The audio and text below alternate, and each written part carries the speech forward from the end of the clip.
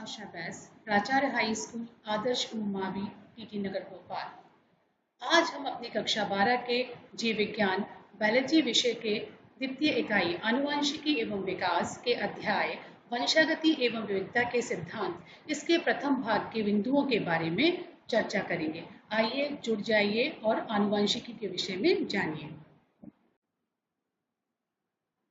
Mendel, हम Mendel का सामान्य परिचय कि जो मेंडल थे वो सही मायने में कोई वैज्ञानिक या साइंटिस्ट नहीं थे।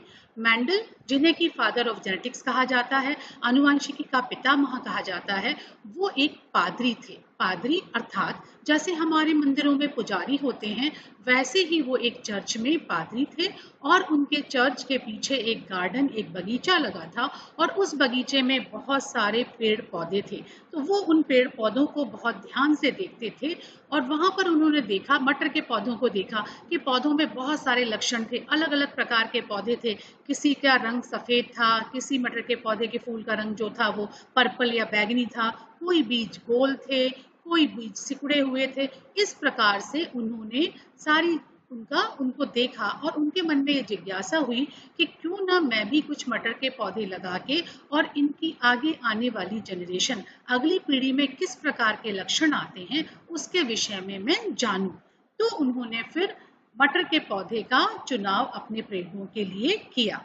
अब बच्चों, उसके पश्चात हम देखेंगे कि आनुवंशिकी की परिभाषा क्या है, जिसके बारे में मेंडल ने सर्वप्रथम अध्ययन किया। यहाँ आप देखिए, लक्षणों का एक पीढ़ी से दूसरी पीढ़ी में पहुंचना ही आनुवंशिकी या हेरिडिटरी कहलाता है। जैसा कि मैंने आपको शुरू में कहा था कि हम जो कहीं ना कहीं हमारे लक्षण हमारे माता पिता से मिलते जुलते हैं, तो यही जो, जैसे आपकी नाक हो सकती है आपके पिताजी जैसी हो, आपकी आंखें आपकी मम्मी जैसी हो, तो ये जो लक्षण हैं एक पीढ़ी से दूसरी पीढ़ी में पहुंचते हैं, इसे ही हम आनुवंशिकी कहते हैं।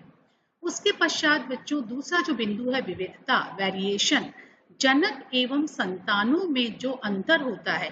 यहाँ आप देखिए, यहाँ जो माता और पिता ये दोनों ही आपको दिखाई दे रहे हैं और उनका जो संतान, यहाँ पर जो उनका बच्चा है, वो उनसे कुछ ना कुछ उसमें अंतर है। तो जनक एवं संतानों में जो अंतर होता है उसे ही हम विविधता या वेरिएशन कहते हैं। तो ये परिभाषा 2 नंबर में यदि आपसे पूछी जाएगी तो आप आसानी से लिख सकते हैं। उसके बाद बच्चों, अब हम ये एक एक करके यहाँ पर शब्दावली देखेंगे कि जीन या कारक क्या होता है। तो सबसे पहले मैं आपसे कहना चाहूंगी, यहाँ आपको दिखाई भी दे रहा है, डीएनए या जो आपका डीएनए होता है उसका सबसे छोटा खंड, सबसे छोटा भाग जिसमें कि आनुवंशिकी सूचनाएं निहित होती हैं, उसे हम जीन कहते हैं। और मेंडल के समय जीन शब्द नहीं था, उन्होंने उस जीन, जिसे हम जीन कहते हैं, मेंडल ने उसे कारक कहा था। उसके पश्चात हम देखें सयुग्मी एवं विषम युग्मी, होमोजाइगस एंड हेट्रोजाइगस। यहाँ देखिए, जब 2 जोड़े होते हैं यहाँ पर, तो इन जोड़ों में यदि दोनों ही जीन, दोनों ही जो क्रोमेटिड हैं वो एक समान हो, दोनों ही जोड़ों के एलील यदि एक समान है, यहाँ देखिए आप जोड़े में दोनों ही कैपिटल बी है, यहाँ पर स्मॉल बी है, अर्थात ये एक समान है। सम यानी समान है, युग्म यानी युग्म में, तो इन्हें हम चूंकि दोनों ही एक समान है इसलिए हमने समयुग्मी कह रहे हैं। और यहाँ पर जो है वो अलग अलग है, एक कैपिटल बी है एक स्मॉल बी है, तो ये विषम है, ये अलग अलग है, तो इसको हमने विषम युग्मी या हेट्रोजाइगस कहा। उसके पश्चात बच्चों, तीसरा बिंदु है हमारा जीन लोकस। जीन जिस विशिष्ट बिंदु पर स्थित होता है, जो उसकी पोजीशन होती है, उस बिंदु को हम जीन लोकस या जीन की बिंदु कहते हैं। अगला हमारा बिंदु है एक संकर क्रॉस, मोनोहाइब्रिड क्रॉस या एक संकर क्रॉस। जब हम किसी एक लक्षण को लेकर और उसके बीच में हम क्रॉस करवाते हैं, तो ऐसे क्रॉस को हम एक संकर क्रॉस या मोनोहाइब्रिड क्रॉस कहते हैं। जैसे हमने एक लक्षण ले लिया बच्चों लंबाई का, या हमने लक्षण ले लिया कलर का, तो हम कलर या लंबाई अलग अलग एक लक्षण के ही बीच में, विपरीत लक्षणों के बीच में हम क्रॉस करवाएंगे, तो ऐसे क्रॉस को हम एक संकर क्रॉस कहते हैं। उसके पश्चात द्विसंकर क्रॉस, देवशंकर क्रॉस जब हम दो लक्षण ले रहे हैं, हम दो विपरीत लक्षण, जैसे हम कलर भी ले रहे हैं और लंबाई भी ले रहे हैं, या हम कलर ले रहे हैं और शेप ऑफ द सीड या बीज का आकार भी ले रहे हैं, तो ऐसे हम क्रॉस जो बनाएंगे जिनमें हम दो लक्षण लेंगे तो उन्हें हम देवशंकर क्रॉस कहते हैं। अगला शब्दावली, अगला बिंदु है हमारा जीनोटाइप। जीनोटाइप, यहाँ देखिए जीन का जो फ्रेमवर्क होता है, जीन के जो एक विशिष्ट फ्रेमवर्क में जीन रहते हैं, जीन की जो पूरा एक पूल होता है, एक संरचना होती है और पूरा जो उनके समूह होता है उसे हम जीनोटाइप कहते हैं। और बच्चों ये एक किसी व्यक्ति विशेष का जो जीनोटाइप होता है वो दूसरे व्यक्ति विशेष से बिल्कुल ही अलग होता है, ये ध्यान रखिएगा। अगला बिंदु है हमारा फिनोटाइप। तो फिनोटाइप अर्थात बाहाकारिकी, यहाँ देखिए आपको बाहाकारिकी दिखाई दे रही है कि चिड़िया, इस बर्ड की चोंच जो है लंबी है, कलर जो है वो ऑरेंज है। तो बाहाकारिकी को हम, जो बाहाकारिकी को देखकर जो लक्षणों का अध्ययन करते हैं उसे हम कहते हैं फिनोटाइप। आप आम का पेड़ देख के पहचान जाते हैं कि ये आम का पेड़ है, ये बरगद का पेड़ है। क्यों? क्योंकि आप उनकी बाहाकारिकी को पहचानते हैं। तो ये जो यहाँ पर शब्दावली है, ये सभी शब्दावली की जो परिभाषाएं हैं, ये 2 नंबर के प्रश्न में बच्चों आपसे पूछा जा सकता है। तो आपने ये समझ लिया होगा और अपनी कॉपी में इसको नोट भी कर लिया होगा। इसके पश्चात बच्चों हम आते हैं कि मेंडल ने अपने पौधों के लिए, अपने प्रयोगों के लिए मटर के पौधे का ही चुनाव क्यों किया। तो ये भी प्रश्न पूछा जाता है। तो यहाँ ध्यान दीजिए, मटर का पौधा जो होता है 1 वर्षीय होता है, अर्थात 1 वर्ष में ही हम बीज लगाते हैं, बीज के साथ साथ उसमें फलियां लग जाती हैं और उसमें पूरा जड़, तना, पत्ती के साथ फ्रूट भी आ जाता है। तो ऐसे पौधे जिनमें एक ही वर्ष में यदि बीज लगाने के पश्चात उसमें फल भी लग जाता है, उन्हें हम 1 वर्षीय कहते हैं। तो मटर का पौधा जो होता है वो 1 वर्षीय होता है। इसे आसानी से उगाया जा सकता है, बहुत कठिन नहीं है। कहीं भी हम इसको किसी भी सॉइल में इसके बीज डाल दें तो ये आसानी से उगाया जा सकता है। इसके पश्चात ये द्विलिंगी होता है। आप जानते हैं कि ऐसे सारे पौधे, ऐसे पुष्प जिनमें कि नर अंग और मादा अंग दोनों ही यदि पाए जाते हैं, मेल पार्ट्स और फीमेल पार्ट्स, अर्थात एंड्रोशियम और गाइनोशियम, जिसे आप पुंकेसर और स्त्री केसर कहते हैं, वो दोनों ही इसमें मिलते हैं, द्विलिंगी होता है। और उसमें स्वपरागण होता है, अर्थात इसमें जो आपके परागकण हैं वो उसी पुष्प के वर्तिकाग्र पर अपना स्थानांतरण करते हैं, तथा इसमें स्वपरागण होता है। इसके पश्चात इनके बीज बहुत आसानी से प्राप्त किए जा सकते हैं। ये भी एक कारण था कि मेंडल ने मटर के पौधे का चुनाव किया। पौधों में स्पष्ट विपरीत लक्षण पाए जाते हैं। स्पष्ट विपरीत अर्थात कई पौधे छोटे होते हैं, कई पौधे लंबे होते हैं, किसी के बीज जो होते हैं गोल होते हैं, किसी के बीज सिकुड़े हुए होते हैं, कुछ पुष्पों का जो रंग होता है वो सफेद होता है, कुछ पुष्पों का जो रंग होता है वो बैगनी होता है, कई फलियां जो हैं वो सीधी लगी होती हैं, कई फलियां जो है अक्ष पे लगी होती हैं।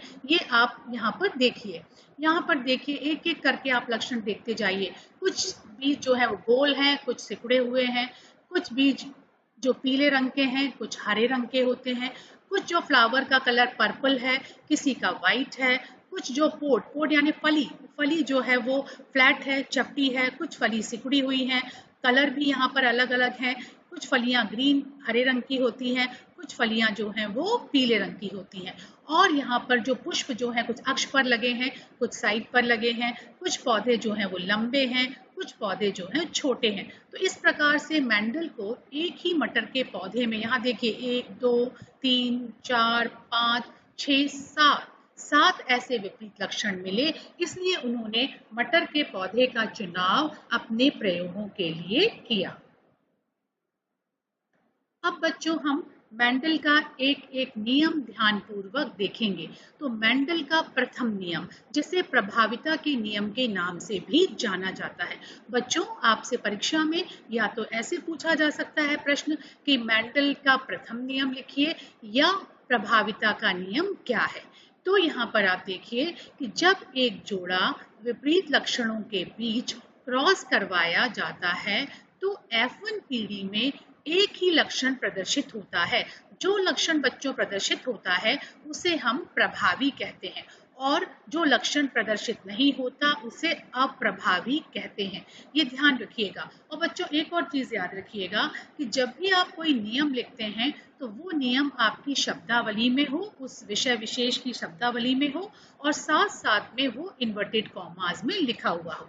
तो यहाँ पे ये मेंडल का प्रथम नियम देख लिया आपने। अब यहाँ देखिए उदाहरण भी पूछा जाता है। तो जब हम एक लंबे पौधे का, ये लंबा पौधा है जिसके लिए हमने कारक कैपिटल टी लिया है, और एक छोटा बौना पौधा जिसके की कारक स्मॉल टी है, इन दोनों के बीच में जब क्रॉस करवाते हैं, ये पेरेंट है, ये पेरेंटल जनरेशन है, या ये जो है वो जनक है, इनके जब गैमेट बनते हैं, युग्मक बनते हैं, तो इसमें आपको पता है युग्मक में संख्या जो है गुणसूत्रों की आधी हो जाती है। तो यहाँ पर एक कैपिटल टी एक स्मॉल टी, इन दोनों के बीच जब क्रॉस करवाते हैं तो हमें F1 जनरेशन में दो जो पौधे मिलते हैं, जो हाइब्रिड मिलते हैं, संकर मिलते हैं, जिनमें एक कैपिटल टी एक स्मॉल टी, एक कैपिटल टी एक स्मॉल टी होता है, और ये दोनों ही पौधे लंबे होते हैं। अर्थात यहाँ मेंडल का प्रथम नियम ये कहता है कि यहाँ पर जो लंबेपन का गुण है वो अपने प्रभाव को प्रदर्शित कर पाया, क्योंकि हमें दोनों पौधे जो थे वो लंबे मिल रहे थे,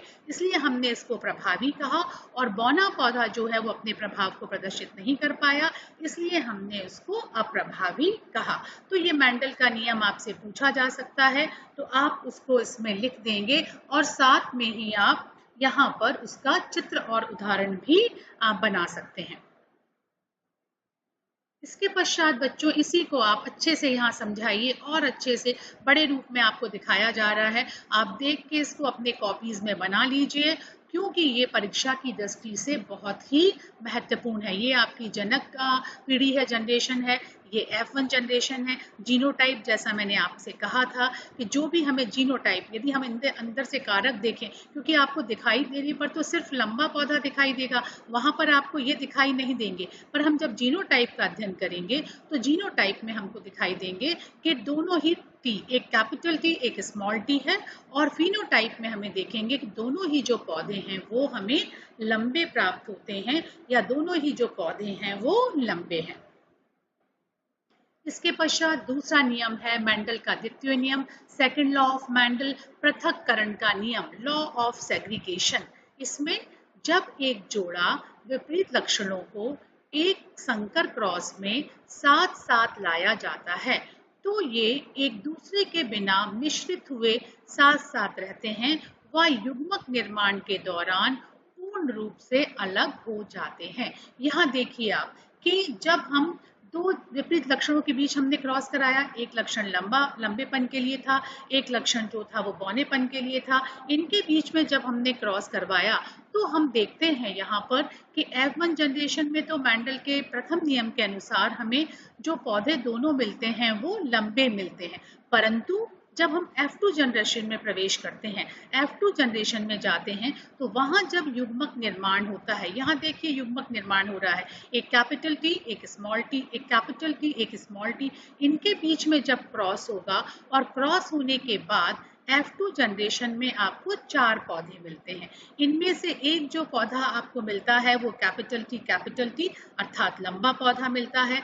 दूसरा पौधा भी लंबा होता है, परंतु उसका genotype capital T small T होता है, वो एक हाइब्रिड है, संकर है।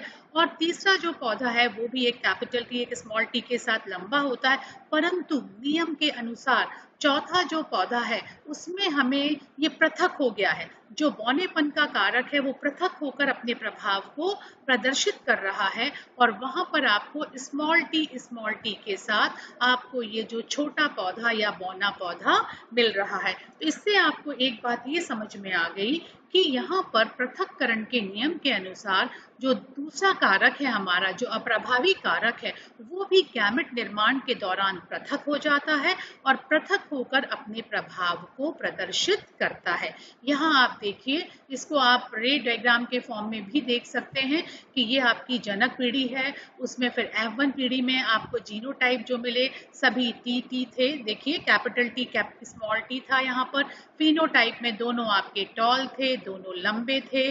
फिर F2 जनरेशन में जब आप जाते हैं तो जीनोटाइप आपको अलग अलग मिलते हैं, एक आपको कैपिटल टी मिल रहा है, दो आपको कैपिटल टी स्मॉल टी मिल रहे हैं और एक आपको स्मॉल टी मिल रहा है। तो यहाँ पर आप देखिए तो 3:1 का रेशो है, 3:1 अर्थात 3 पौधे जो हैं वो आपको लंबे मिल रहे हैं और एक पौधा जो है वो बौना मिल रहा है। कई बार बच्चों ऑब्जेक्टिव प्रश्न में पूछा जाता है कि F2 जनरेशन में जीनोटाइप रेशो क्या होगा, तो वहां आप जीनोटाइप अनुपात लिखेंगे 1:2:1, अर्थात एक प्योर टॉल है, शुद्ध रूप से लंबा है, दो जो है वो हाइब्रिड टॉल है, संकर टॉल है और एक जो है वो आपका बौना पौधा है। ठीक है, और फिनोटाइप में आप देखेंगे कि 3 जो पौधे हैं वो आपको लंबे मिल रहे हैं और एक जो पौधा है वो छोटा मिल रहा है या बौना मिल रहा है। तो इस प्रकार से आप इनके बारे में भी लिख पाएंगे।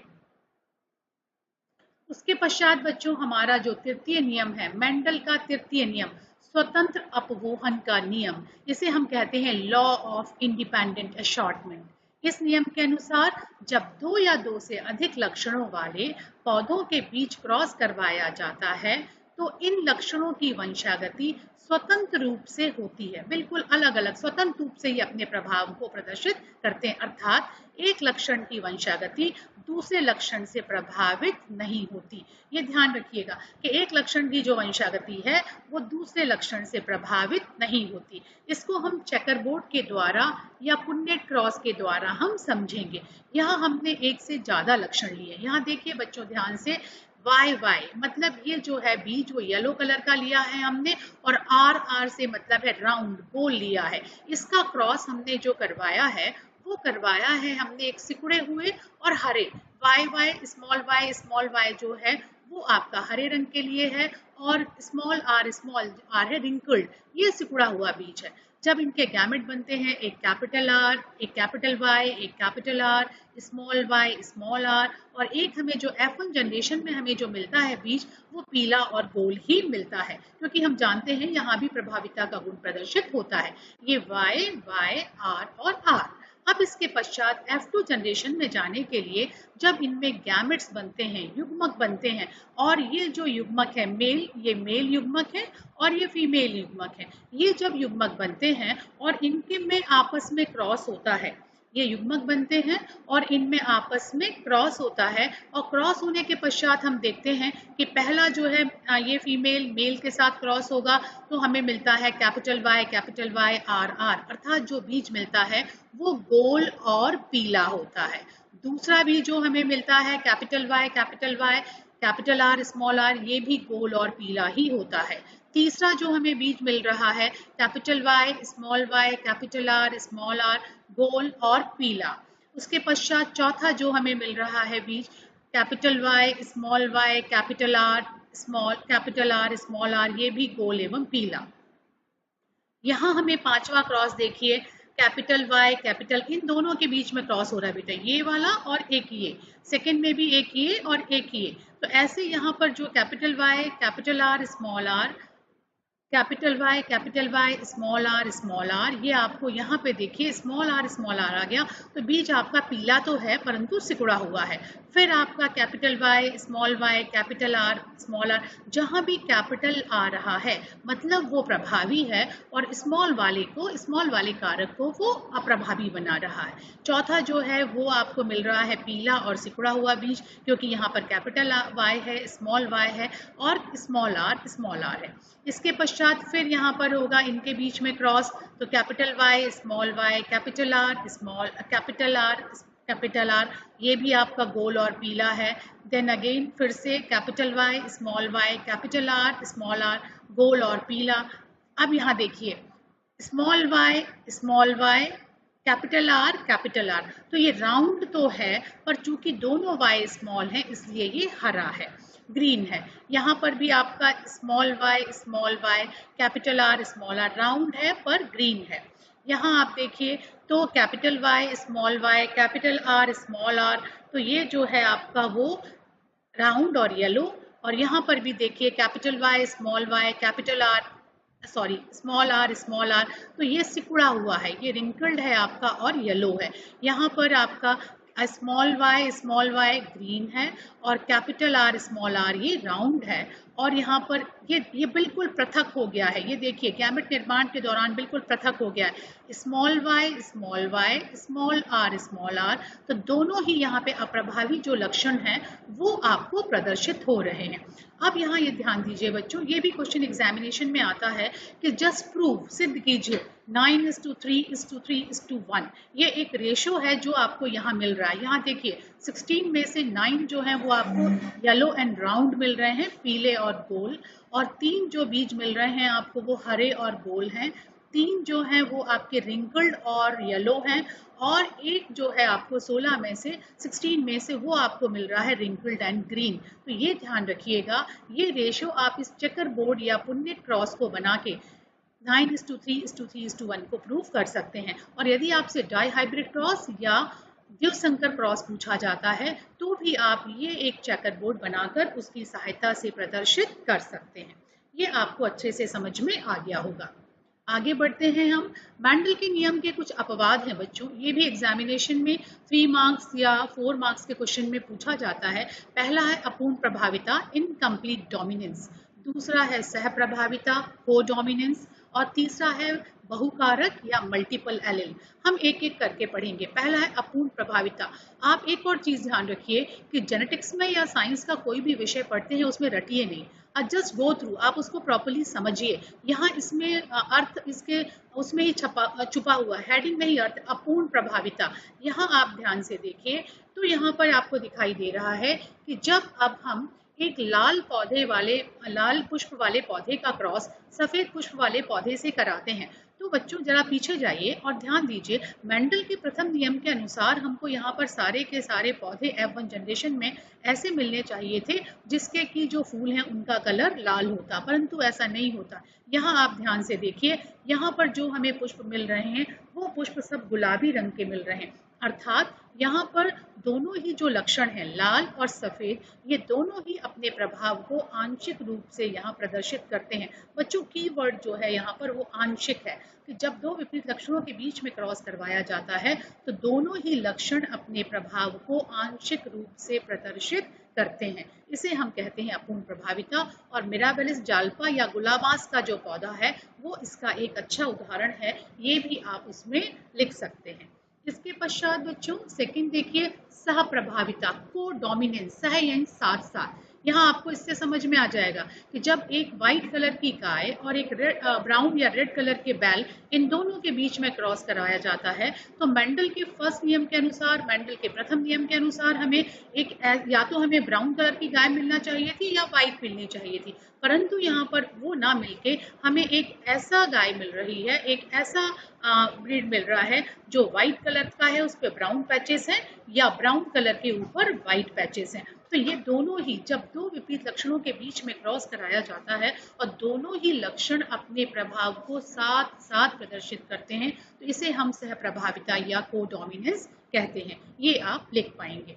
नेक्स्ट है बच्चों बहुकारक। मेंडल ने ये कहा था कि एक लक्षण के लिए एक कारक ही उत्तरदायी या रिस्पॉन्सिबल होता है, परंतु यहाँ हम देख रहे हैं कि लक्षण एक ही है ब्लड ग्रुप, परंतु उसके लिए कारक जो रिस्पॉन्सिबल हैं वो एक से ज्यादा हैं। जब एक ही लक्षण के लिए एक से ज्यादा कारक उत्तरदायी होते हैं तो उसे हम बहुकारकता कहते हैं, और इन कारकों को हम बहुकारक या मल्टीपल एलिल कहते हैं। तो यहाँ पर आप देखिए ब्लड ग्रुप एक है ए, इसके लिए जो कारक है वो IA I0 हो सकता है, IA IA हो सकता है, B के लिए IB I0 या IO, IB IB या AB के लिए IA IB और O के लिए IO IO, अर्थात ब्लड ग्रुप एक ही लक्षण है और कारक यहाँ पर एक से ज्यादा हैं। तो इस फिनोमिनन को हम कहते हैं बहुकारकता और इन्हें हम कहते हैं बहुकारक। तो ये भी जो अपवाद हैं तीनों, ये भी आपने अच्छे से समझकर अपनी कॉपीज में लिख लिए होंगे।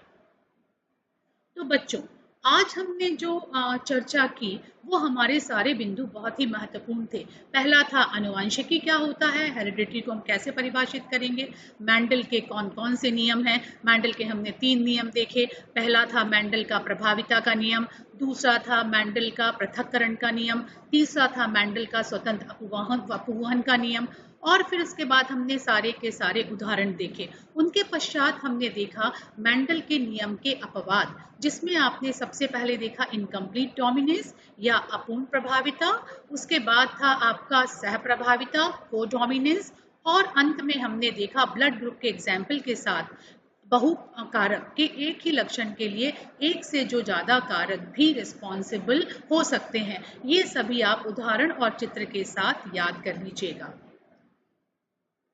बच्चों, अब जो हमने सारी चीजें देखी, सारे बिंदुओं पर चर्चा की, उन बिंदुओं पर चर्चा करने के पश्चात अब बात आती है गृह कार्य की। ये सारे वो मैं प्रश्न आपको दे रही हूँ जो 12वीं कक्षा के प्रश्न पत्र उठा के आप पिछले सालों के देखेंगे तो उनमें आपको ये प्रश्न मिल जाएंगे, और इन सभी प्रश्नों को आप अच्छे से समझिए और उनके उत्तर अपनी कॉपीज में लिख लीजिएगा। पहला प्रश्न है हमारा, आनुवंशिकी को परिभाषित कीजिए कि हेरिडिटरी या आनुवंशिकी क्या होती है। मैंने आपको परिभाषा बताई थी, आप उसको प्रॉपरली इन्वर्टेड कॉमास में लिख लीजिएगा। दूसरा जो हमारा प्रश्न है, मेंडल ने अपने प्रयोगों के लिए मटर के पौधे को क्यों चुना। मैंने आपको 5 पॉइंट्स बताए थे कि क्यों उन्होंने मटर के पौधे का ही चुनाव किया, वो आप पॉइंट वाइज। और एक और चीज ध्यान रखिए, जब भी आप अपना आंसर लिखते हैं तो आप पैराग्राफ में लिखने के बजाय उसको पॉइंट्स में लिखेंगे तो आपको अच्छे मार्क्स मिलेंगे, ये आप ध्यान रखिएगा। थर्ड जो आपका क्वेश्चन है, प्रश्न है, मेंडल के प्रभाविता के नियम को उदाहरण सहित समझाइए। सामान्यतः ये प्रश्न 4 अंक के प्रश्न में पूछा जाता है, तो इसको आप उदाहरण, जो हमने उदाहरण एक लंबे और बौने पौधे का लिया था, उस उदाहरण का चित्र बनाते हुए आप नियम को लिखिएगा। चौथा और अंतिम प्रश्न है, चेकर बोर्ड के द्वारा 9:3:3:1 को समझाइए। ये रेशो हमने जो लिया था, राउंड और येलो और रिंकल्ड और ग्रीन जो लक्षणों के बीच में क्रॉस करा के हमें 16 जो ऑफ स्प्रिंग मिल रहे थे, उनको दिखाते हुए हमें चेकर बोर्ड के द्वारा इस पूरे प्रश्न को हमें बहुत अच्छे से समझाना है। तो बच्चों, ये सारे प्रश्न आप लिख लीजिएगा, उन प्रश्नों के उत्तर लिखिएगा, और एक चीज और ध्यान रखिएगा कि ये जो इकाई है हमारी, सबसे ज्यादा अंक 18 नंबर की है। इस इकाई के जो भी प्रश्न हैं उनको अच्छे से समझ के करिए, और जेनेटिक्स में या आनुवंशिकी में जो मार्किंग होती है वो मार्किंग बिल्कुल मैथ्स के जैसे होती है। यदि आप पूरा सही लिखेंगे तो आपको बिंदुवार जो आपके अंक हैं वो भी पूर्ण रूप से मिलेंगे। धन्यवाद बच्चों, अब हम अगली कक्षा में मिलेंगे।